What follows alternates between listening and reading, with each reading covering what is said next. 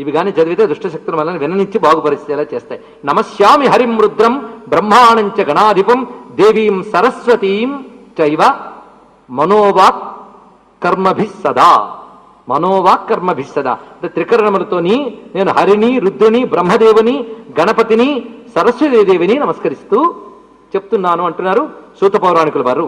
అందుకు ఈ విషయంలో మనం ప్రవేశిస్తూ ఈ దివ్యమైన ఈ కథ సూత పౌరాణికులు సౌనకాదుడితో చెప్తూ నాకు ఇది వ్యాసులు ఇచ్చారు, వ్యాసులకి కశ్యప ప్రజాపతి ఇచ్చాడు, కశ్యపుడికి గరుత్మంతుడు చెప్పాడు అనే విషయాన్ని మొదలుగా చెప్తూ ఈ సృష్టి ఆది నుంచి మొదలుపెట్టాడు సర్గ ప్రతిసర్గ. అలా మొదలుపెట్టేటప్పుడు సృష్టికి పూర్వం ఉన్నది త్రిగుణాతీతమైన పరమాత్మ. ఆయన ఈ సృష్టి చేయాలని సంకల్పించినప్పుడు తనదైన మాయాశక్తిని ఆయన స్పందింపజేసి చైతన్యవంతం చేశాడు. తర్వాత జరిగిన ఈ సృష్టి విశేషంలో మొట్టమొదటి జరిగింది మహత్తత్వ సృష్టి, మహత్తత్వము. ఇది నేను క్లుప్తంగానే చెప్తాను, వివరించడం లేదు, తర్వాత విషయంలో గుర్తున్నాయి గనక. దాని తర్వాత ద్వితీయ సర్గం జరిగింది.